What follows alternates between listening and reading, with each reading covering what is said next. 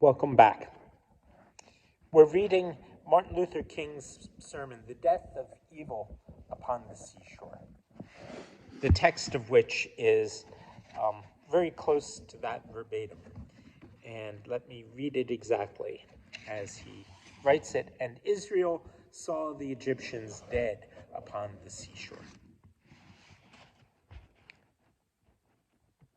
The truth of this text is revealed in the contemporary struggle between good in the form of freedom and justice, and evil in the form of oppression and colonialism.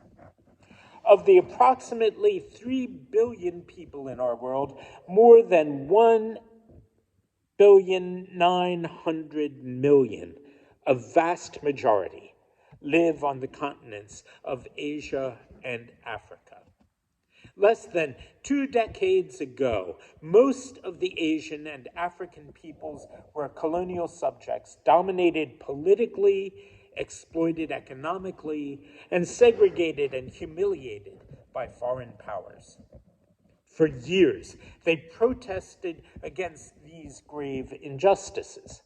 In nearly every territory in Asia and Africa, a courageous Moses pleaded passionately for the freedom of his people. For more than 20 years, Mahatma Gandhi unrelentingly urged British viceroys, governors general, prime ministers, and kings to let his people go. Like the pharaohs of old, the British leaders turned deaf ears to these agonizing pleas.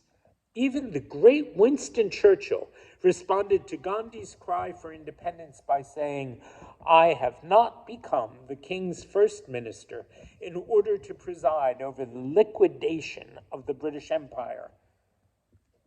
The conflict between these two determined forces, the colonial powers and the African and Asian peoples, has been one of the most momentous and critical struggles of the 20th century.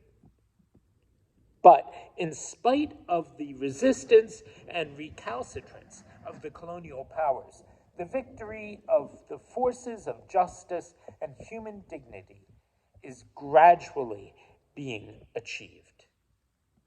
25 years ago, there were only 3 independent countries in the whole continent of Africa. But today, 32 countries are independent. A short 15 years ago, the British Empire politically dominated more than 650 million people in Asia and Africa. But today, the number is less than 60 million. The Red Sea has opened. The oppressed masses in Asia and Africa have won their freedom from the Egypt of colonialism and now move toward the promised land of economic and cultural stability. These people see the evils of colonialism and imperialism dead upon the seashore. In our own American struggle for freedom and justice, we are seeing the death of evil. In 1619, the Negro was brought to America from the soils of Africa. For more than 200 years, Africa was raped and plundered, her native kingdoms disorganized, her people and rulers demoralized. In America, the Negro slave was merely a depersonalized cog in a vast plantation machine.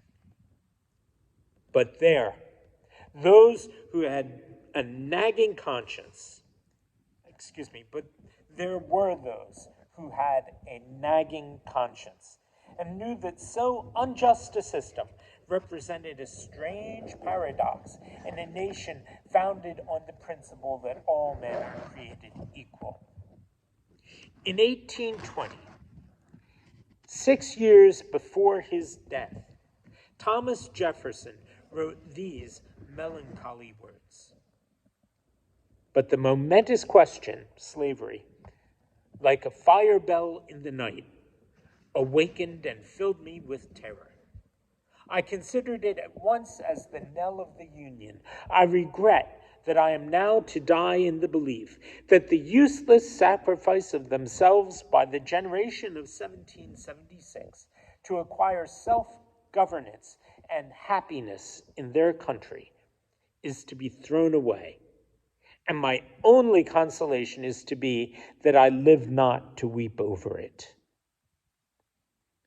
Numerous abolitionists, like Jefferson, were tortured in their hearts by the question of slavery. With keen perception, they saw that the immorality of slavery degraded the white master as well as the Negro. Then came the day when Abraham Lincoln faced squarely the matter of slavery. His torments and vacillations are well known, yet the conclusion of his search is embodied in these words: "In giving freedom to the slave, we assure freedom to the free, honorable alike in what we give and what we preserve." On this moral foundation, Lincoln drafted the Emancipation Proclamation, an executive order that brought an end to chattel slavery. The significance of the Emancipation Proclamation was colorfully described by a great American, Frederick Douglass, in these words: "It recognizes and declares the real nature of the contest and places the North on the side of justice and civilization. Unquestionably, the 1st of January, 1863, is to be the most memorable day in American annals. The 4th of July was great, but the 1st of January, when we consider it in all its relations and bearings, is incomparably greater. The one had respect to the mere political birth of a nation. The last concerns the national life and character, and is to determine whether that life and character shall be radiantly glorious with all the high and noble virtues, or infamously blackened for evermore." The Emancipation Proclamation did not, however, bring full freedom to the Negro, for although he enjoyed certain political and social opportunities throughout the Reconstruction, the Negro soon discovered that the Pharaohs of the South were determined to keep him in slavery. Certainly, the Emancipation Proclamation brought him nearer the Red Sea, but it did not guarantee his passage through parted waters. Racial segregation, backed by a decision of the United States Supreme Court in 1896, was a new form of slavery, disguised by certain niceties of complexity. In the great struggle of the last half-century between the forces of justice attempting to end the evil system of segregation and the forces of injustice attempting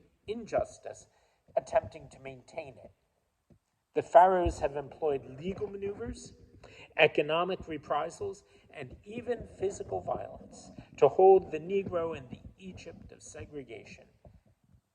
Despite the patient cry of many a Moses, they refused to let the Negro people go.